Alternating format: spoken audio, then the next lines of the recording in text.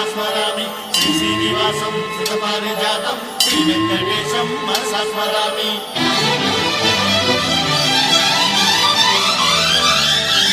ఏ స్వప్నలోకాల సౌందర్య రాశి నా ముందుకొచ్చింది కనువిందు చేసి,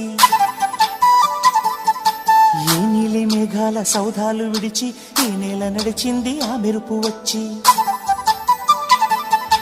ఏ స్వప్నలోకాల సౌందర్య రాశి నా ముందుకొచ్చింది కనువిందు